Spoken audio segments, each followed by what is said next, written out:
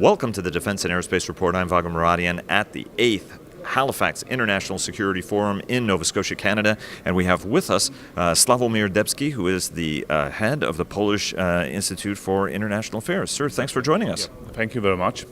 Obviously, a lot of discussion, obviously, about the President-elect Donald Trump and the policies he's going to take, particularly about Russia. There's a concern that his national security advisor, is pro-Russian in the context of wanting to partner with Russia to more effectively fight ISIS, which General Flynn looks at as an existential threat to the United States. But also Donald Trump has said some unsettling things for many, discussed here at the conference about Article 5, whether the United States will come to the aid of its allies.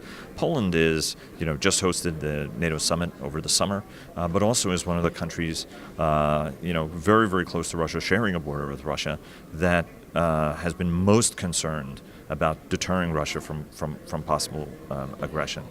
Tell us from a Polish perspective how some of candidate Trump's comments have been received, and what Poland expects to see from the United States. What are both Poland's concerns, but what Poland expects to see from the United States in this next administration? Well, let me start from the notion that what matters are not words but deeds. So, of course, for the politicians who are sending messages, the way how they formulate their thoughts are important. But in the end of the day, particularly if we are POTUS, the most powerful politician of the world, we have to wait until he enters the office and start to rule the country and start to establish the relations with the allies. So of course, those who say that NATO may be questioned, that United States commitment to the free trade may be questioned.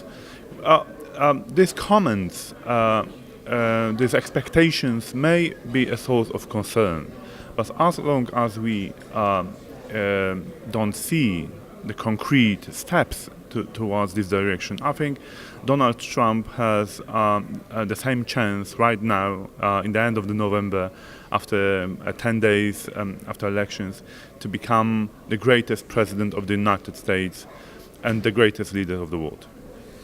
But in the event that there's action, what are things that Poles are worried about in terms of some of this rhetoric? For example, would it be a concern to Poland if, for example, a Trump administration says, we're not going to continue Ukraine sanctions, for example, because we want to have a more positive relationship with the Russians?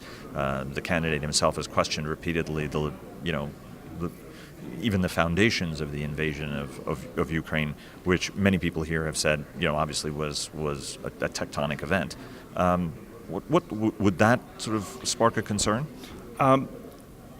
We would wait until we would learn the reasons why this or other politicians would like to lift the sanctions. We have to remember the sanctions were introduced not just out of the blue sky. It was a logical consequence of non-recognition policy we adopted. And we adopted this policy because we condemned violation of international law. We condemned use of force as an instrument of foreign policy. And we cannot agree that one country can invade the other country for any historical reasons. So that's why we established the political regime of condemning this kind of actions of Vladimir Putin. So if somebody wants to do something with this regime, we have to wait and hear the reasons why we are doing that. Probably, and I expect that from any politician who would be talking about the idea of lifting sanctions, to explain first to me and then to the nations around the world what instead of sanctions we may have to condemn this kind of actions. If there are some kind of substitution, then of course we can approach to this idea from a very different angle. What is the best long-term way to deal with Russia as long as it has a Putinist approach, whether it's to aggravate its allies, I shouldn't say allies, neighbors, I should say. What's the best long-term way to look at this country, which, by the estimation of so many, is an opportunist, and any opportunity that takes to take one step forward, you'll never get him to go back? Putin's vision and the Russian elite visions of the West is that it is the entity in decline. So we have to push back, saying that no, there are still important things which align us together. We are ready and able to defend this. We cannot agree to drive our world back to the 19th century, 18th century, or even the Stone Age, where the powerful houses have a say and then impose their conclusions upon the others. We cannot agree on that for very simple reasons. There are more powerhouses around the world today than was in the Stone Age. Then the small nations have a good right for self-determination, and they could choose whatever path of development they want. We, as a democratic community, have more obligations than the others, because we would like to lead the world towards the more brightest future. Then, of course, we have to re-establish our confidence that democracy really works. And we have to do it at home first, and then only we can spread this message to the others.